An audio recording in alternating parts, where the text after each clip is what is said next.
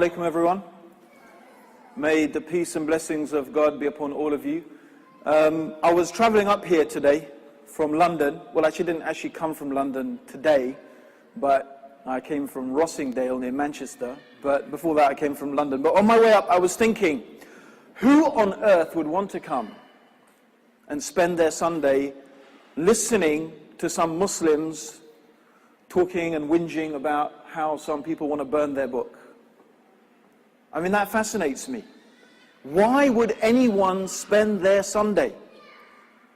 I mean, I know why I'm here. Now, maybe I'll share it with you. If a few of you are going to share with me why you're here today, because I'm really curious to know. So there's a gentleman, I've been looking at you, look so glum, you look so sad. I'm wondering, why did you come here today, sir? Why did you come here? Curiosity. Huh? Curiosity. Curiosity. Are you a Muslim? Why not?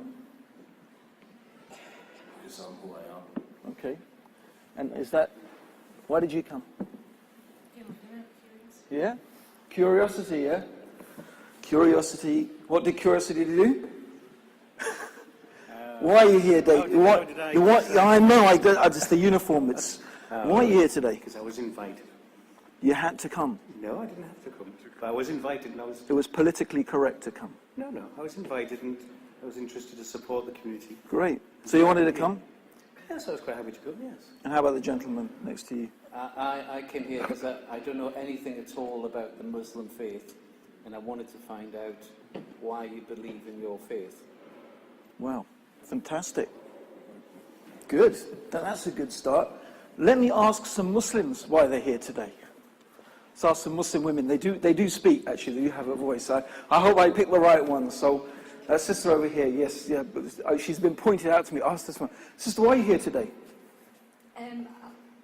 Because I think it was interesting to see how many Muslims would be supporting the whole issue that the Quran was burnt, and to educate other people about what the Quran is about, basically. Excellent. So you happy with the turnout? Alhamdulillah, yeah. Good. How about you? Yeah? Why are you here today? Why did you come? To find out more about Islam and other people's views. Are you a Muslim? Yeah, Why? because that's what I believe in. That's what you believe in? Okay, that's good.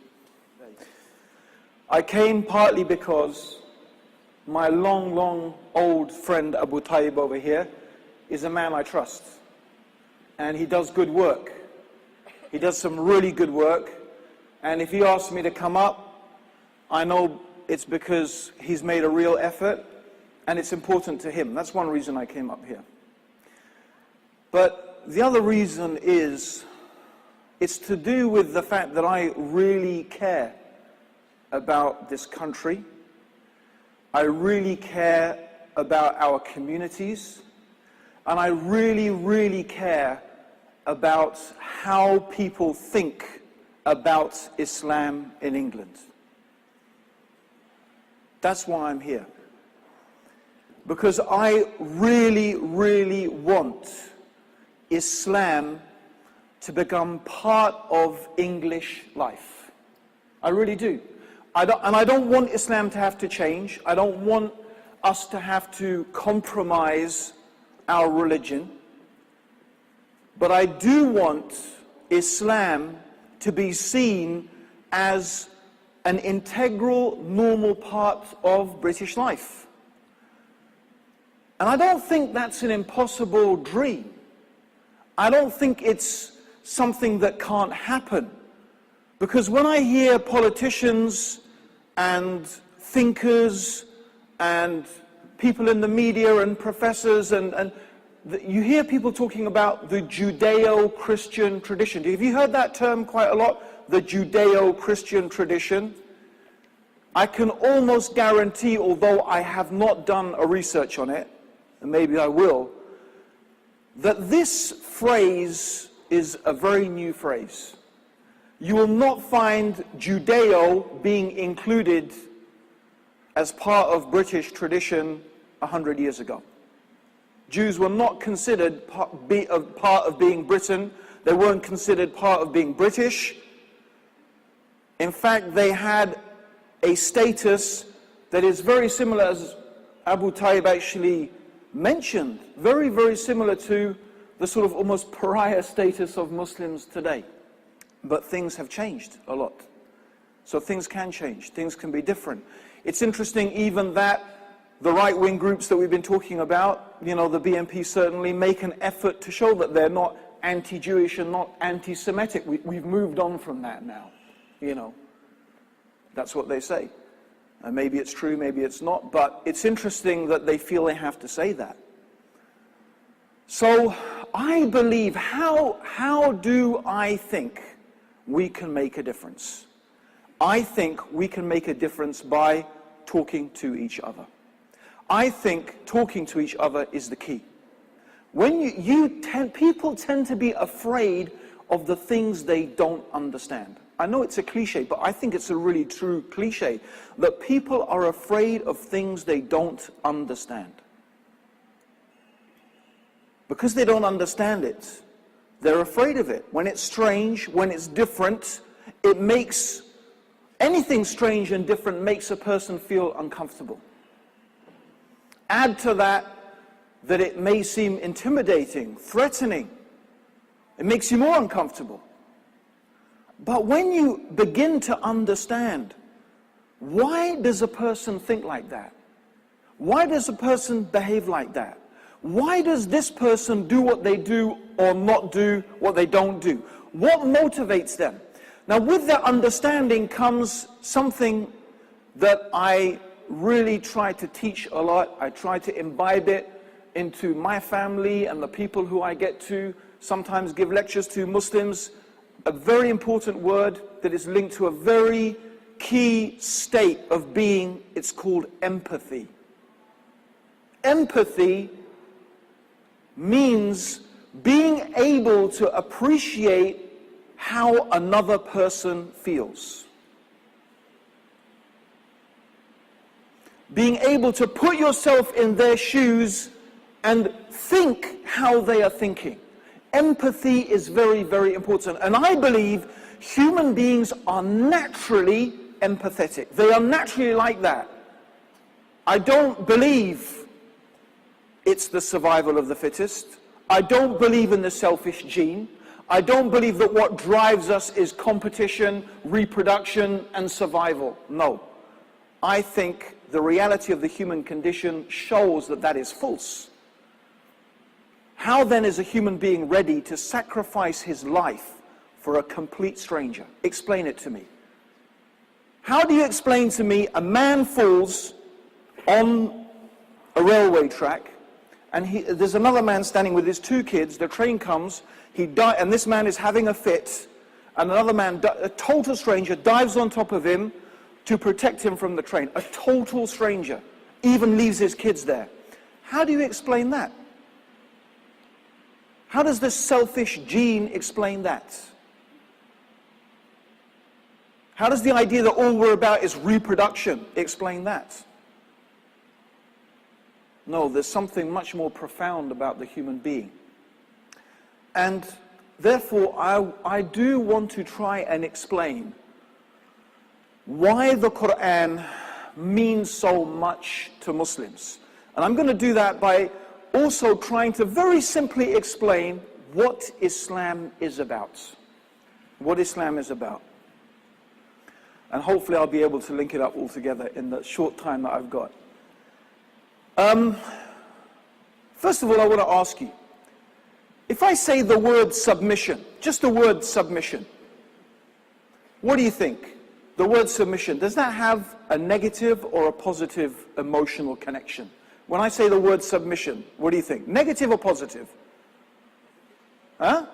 If I say submission, what do you think? Is that a negative thing or a positive thing? Just generally, if I ask you, just totally honestly, I want you to be honest. Is it negative or positive? Yeah? Huh? It's positive to you?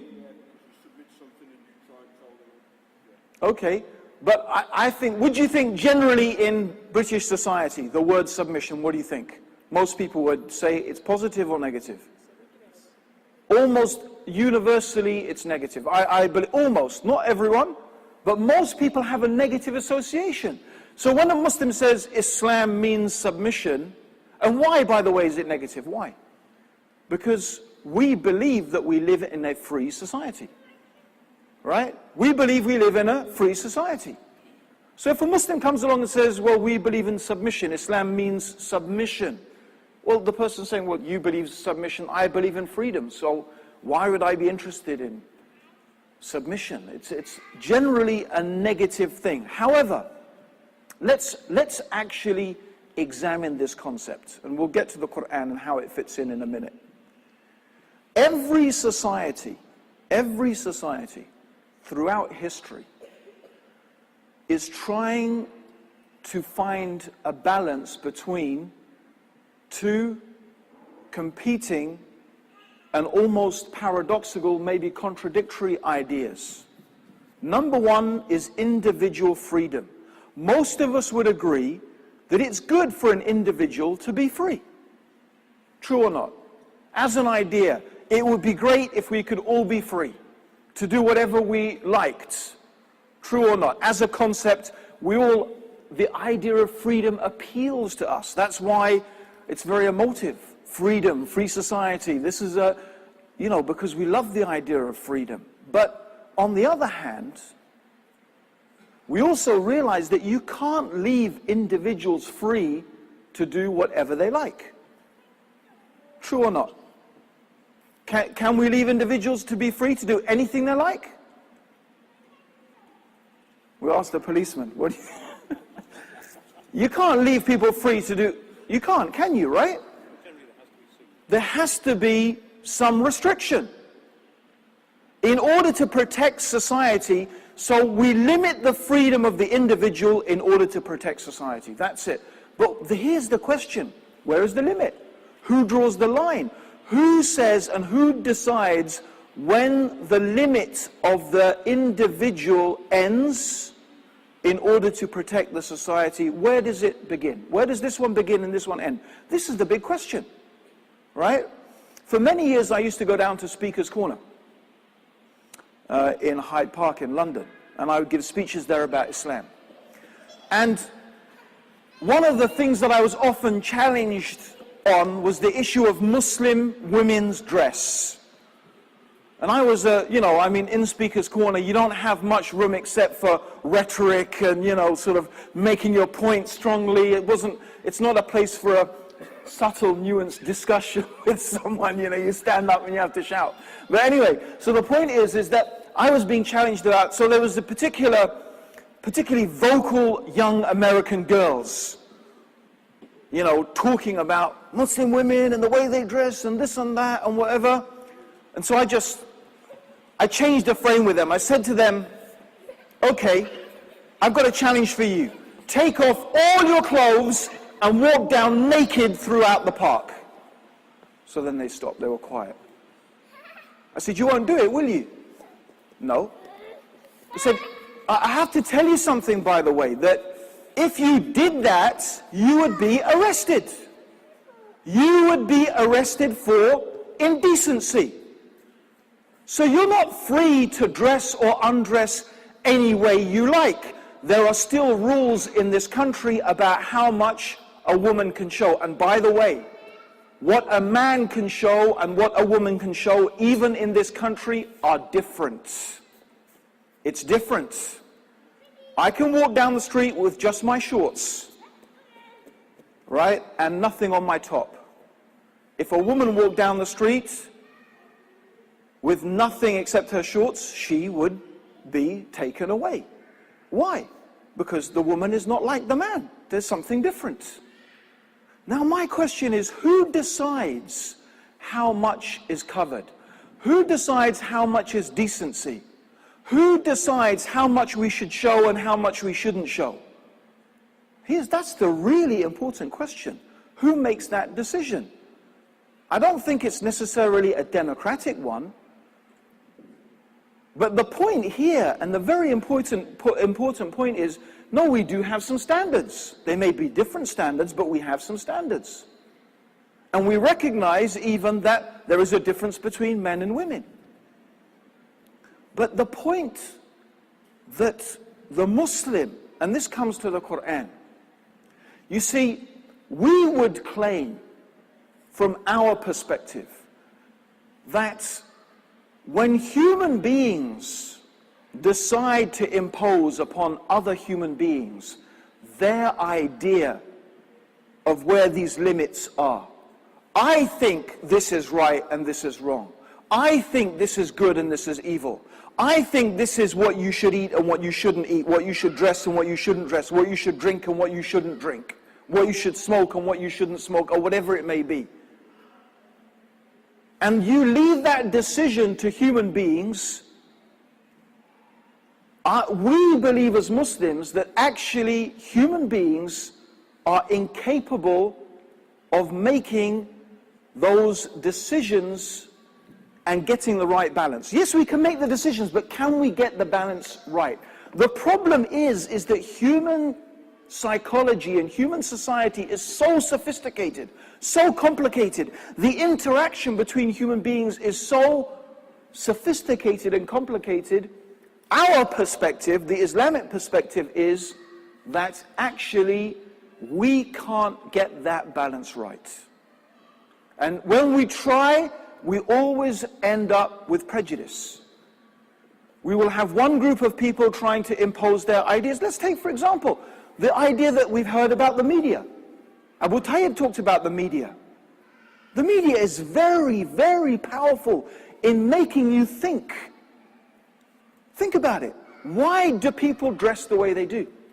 Why do they wear this type of shirt, this type of dress, this type of makeup, this type of haircut? I'll give you an example. My wife bought a dress last year for £46 from a designer. This designer happens to be the person who designs clothes for Kate Middleton, who, you know now who Kate Middleton is, right? Okay, she's going to be marrying Prince William, right? And my wife, now since the announcement of the engagement, my wife's a fanatic eBayer, right? She put this dress on eBay. Take a guess how much she sold that, and she mentioned designer to Kate Middleton in her very clever advertising thing. Guess how much she sold the dress for? Take a guess. Huh? No, not that much. But she doubled it. So more than doubled it. £146. That's just. So think about it. What made people think that this dress was worth buying? This is the influence and the power of the media. But isn't the media responsible for selling us things? Doesn't most of the revenue of the media come from advertising? And the advertising is encouraging us, buy this, buy that, have this, have that. What does that say about the way we are being taught to think, or perhaps not think as a society? It's quite scary if you allow yourself to sit down and ponder over that, those influences.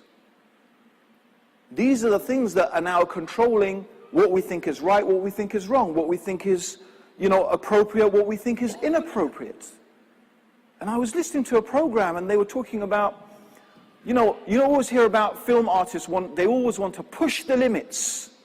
Push the limits. And I was thinking, push the limits. How far are you going to push the limits? Before, in film, a man and a woman in the 1940s, they were not allowed to sit on a bed together. They're not even allowed to sit on a bed. And then they sat on the bed. Yeah? And then they moved a bit closer. And then they kissed each other, right? And now it's full-on frontal nudity. And it's there. It's basically pornography. And I think, and they want to push the limits. What's the next limit? Bestiality? What's the next limit? Torture? Well, they've already done that now. There's no limits. And this is the stuff that we end up watching. This is the stuff our kids end up watching. And it has no influence. It doesn't affect. Who dares say it doesn't influence and doesn't affect? Why do they spend millions of pounds advertising if what you see on the TV doesn't affect you? Push the limits, push the limits. To me, it's just incredible. And if you think about it, then there are no limits. And that's why we would say you need a book from God. And it has to be from God. If you don't have your morals anchored in a transcendental reality or in God, let's just say, if you don't have your morals anchored in something that comes from God. Why God? Because the concept of God as a concept, it's unchangeable. God knows everything. God sees everything. His wisdom is perfect. His knowledge is complete. And it's something, therefore, that should be unchanging, that shouldn't be messed around with. Only God ultimately can have that effect. And if you think about it, if you don't have your morality anchored in such a concept, whether it's the Bible, whether it's the Quran, whatever it may be, if you think about it deeply, you will realize that you have no real morality, because you can always push the limits. Where is the limit? Who decides what the limit is? If you think about it, there is ultimately no limit. And that's why we believe that it is so important. The Quran is not, you see, it's not only, you see, today to talk to people about religion, to talk about God, it's also abstract. You know, it's so accepted that, you know, your religion is your own personal thing. And it doesn't really affect your life that much. This is such a common statement. I'm not saying that everyone's like that, but it's so common. Religion is a personal thing, as if, I don't know, it's just like some chat you have with God every now and then, or maybe not even that. I don't know what they mean by it's a personal thing and you shouldn't really bring it into public life. But this idea of religion is so removed from what Islam teaches. The Quranic concept, and I believe the concept that all the prophets taught, the concept of Jesus, of Moses, of Abraham, of all the monotheistic faiths, is that no, religion is your life. It's not just a part of your life, it is your life. It dictates what you believe is right and wrong, what you believe is good and evil, what you believe is appropriate and inappropriate. And you can't push the boundaries of that, because that's God you're talking about. You're talking about God. You can push the boundaries of God. How arrogant is that for a human being, a little human being? We are specks on a planet that is a speck, in a universe that is a speck. As the Prophet Muhammad described, the universe is like a ring in the desert before the throne of God. Imagine that, a ring in the desert. And we human beings, with our limited reason, we're going to say and think that we know better than God? No. This itself is a type of madness, we would think. So this is very important. The Muslim's life is rooted in the Quran. That's where we get our criterion by which we judge. And that's what we believe a truly moral, successful, harmonious society must be rooted in, something like that. In something like that. It's essential for successful societies and indeed successful individuals. So this is the concept of submission. And if you think about it, we all submit to someone or something. All of us submit. Think about it. For example, ask the police officer, well, you're wearing a uniform. Why do you wear the uniform? Huh? So you can be identified. Do you like your uniform? Huh? I'm talking about the actual, let's put it this way. If you walked into Topshop, yeah, and you saw your uniform hanging up there, would you say, "Ooh, that's what I'm going to wear this Saturday night"? You know, it's like, who wore a school uniform when they went to school? Hands up, who wore school uniform? Did you enjoy wearing your school uniform? Do you like it? Huh? Most of you didn't, right? So why did you wear it then, if you didn't like it? Why did you wear the school uniform? If you didn't like wearing the school uniform, why did you wear it? Huh? Because you had to. But I thought it was a free country. I thought it was a free country. No, we all do things all the time. There's things that okay, so what is it when you do something that you don't want to do because you have to? What do you call that? What are you doing? You're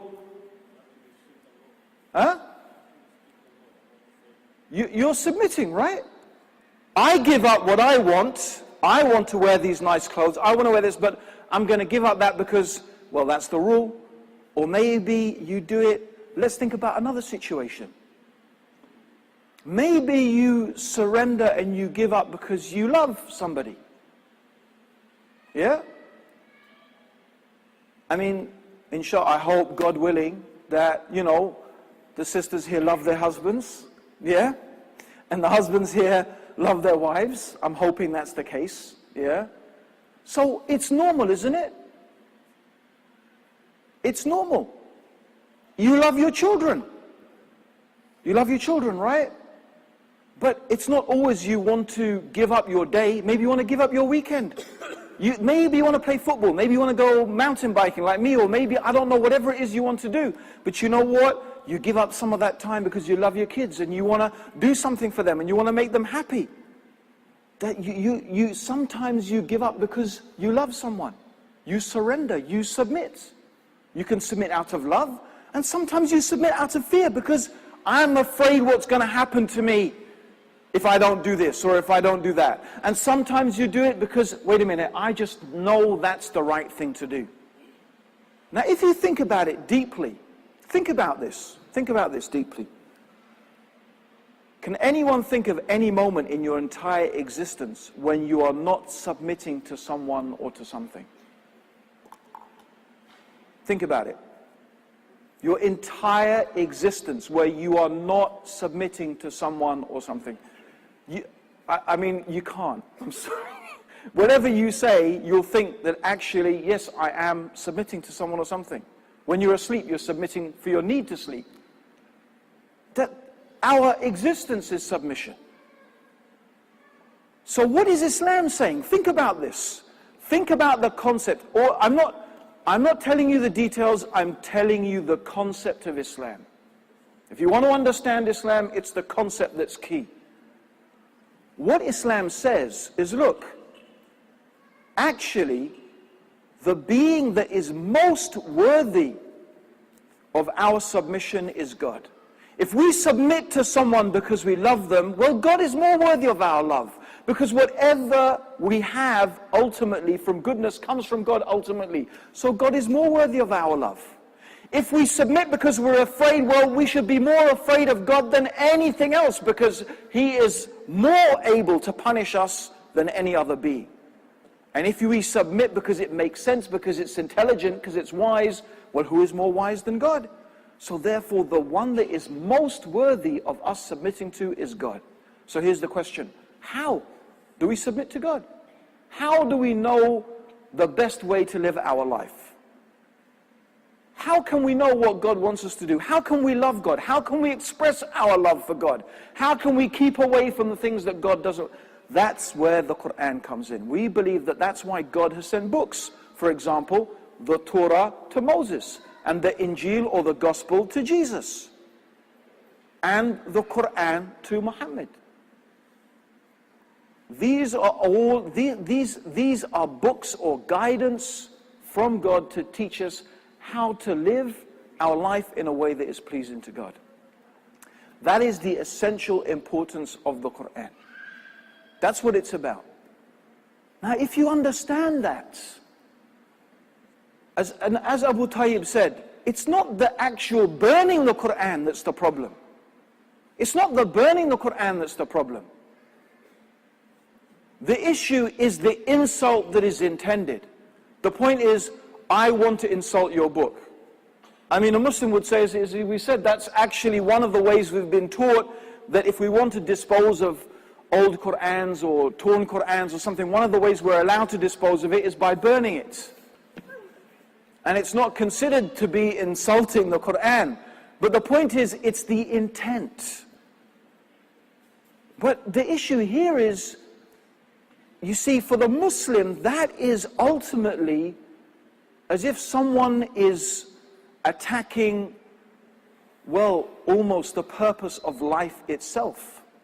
the whole foundation on which morality and decency and the idea of right and wrong is built on this book. And someone wants to insult it. Because if you look at the essential teachings of the Quran, for someone to say it's evil, it's an evil book, honestly, it really is absurd. Because if you look at the essential teachings of the Quran, what is it? Number one, there is one God. This universe has a creator, and there are many verses in the Quran that talk about look at the heavens, the earth, the alternation of the night and the day. Look within yourselves, look at the animals, these are all signs that point to a creator. An organized, systemized universe points to one who has designed it and created it and organized it and systemized it. It's very simple, logical conclusion. And this creator can't be the same as the creation. This is the basic message of the Quran about God. There's one God. God is not like anything in this universe.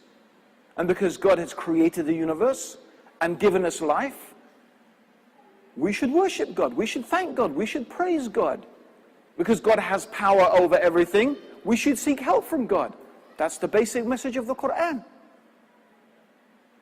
And God is most wise, He knows what's best for us. And so when He gives us some guidance and says, this is the best way for you to live, we'll try to live that way. If God says don't drink alcohol, it's not because God doesn't want us to have a good time. It's because God knows that alcohol is going to damage us individually and collectively. I mean, we only need to look at the statistics of what alcohol does. How much violence, how many deaths, how much abuse in homes, how many rapes, how much police time is spent looking after people pouring out of pubs and clubs on a Saturday night and a Friday night.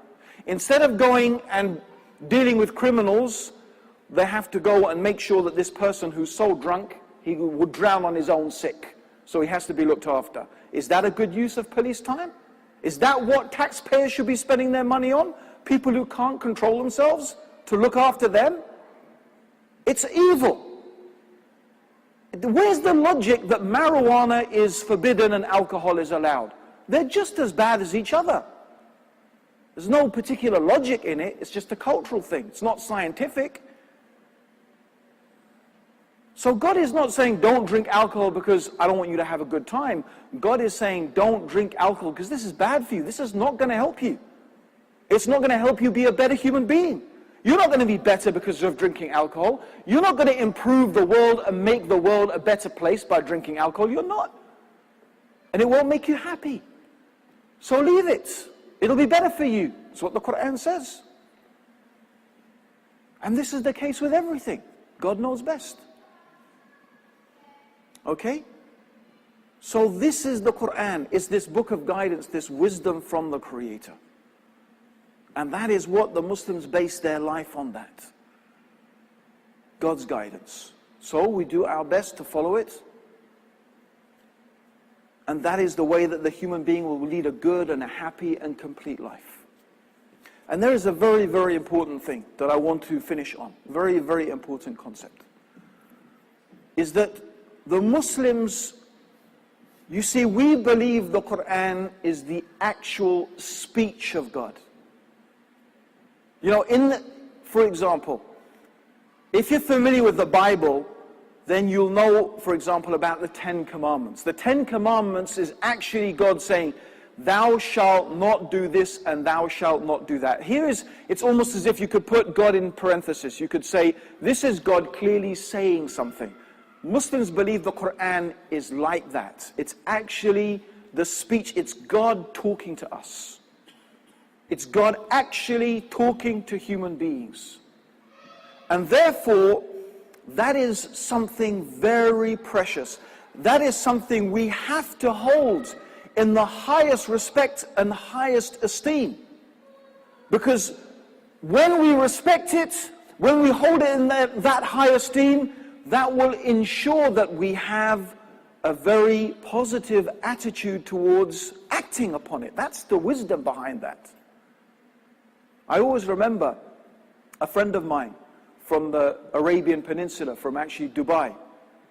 And when he came to my house, if he ever saw the Quran underneath any other book, he would pick it up and he would put it on top. And I would say to him, Jamal, is that Islam? Does Islam say it has to be like that?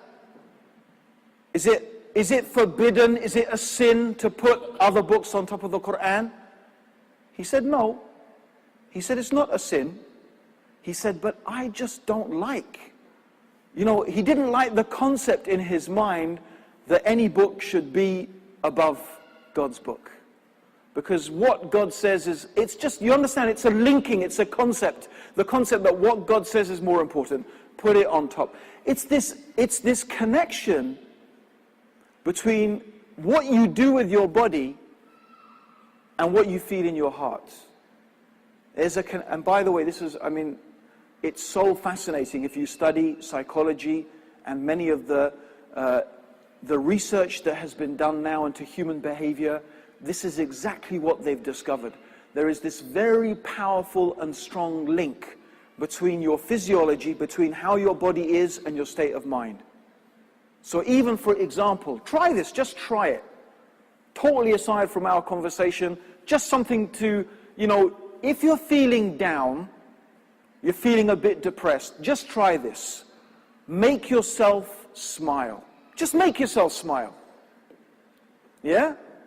Make yourself move like a happy person. Happy people are jolly and they move around and they smile and they're like this, right? And force yourself to be happy and jolly. And you know what you'll find? You will start feeling happy. This is a fact that they found. If you behave in a certain way, you will start to feel that way. This is very important. Okay? And I think if you think about that, then you can see why treating the Quran respectfully is very, very important for Muslims. Because the way that we physically treat it respectfully is making a link in our mind between the status that we give what this book says in our life. And that, as I said, is what the life of the Muslim is based upon. And it is not religion as you may think of it. It is really a way of living. It's really what our life is about. It's this communication from God to all mankind. And also, by the way, Muslims don't believe the Quran is just for Muslims. We believe it's for everybody. It's a book for all mankind. The Prophet Muhammad is called Rahmatul Alameen. He's a mercy to all, not even the mankind only. Every single living creature. The book is supposed to be, the Quran, a book of mercy. You know what? I'm going to finish on something I think is very simple, but immensely profound. It's profound for me personally, and I think it's profound generally, about the Quran.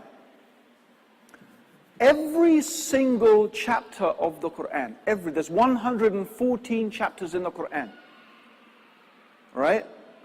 Every single chapter of the Quran, except one, every chapter begins with this phrase, Bismillahir Rahmanir Rahim, which means, in the name of God. Allah is not the Arab God or the Muslims' God. Allah is just the Arabic name for the one God who has created everything.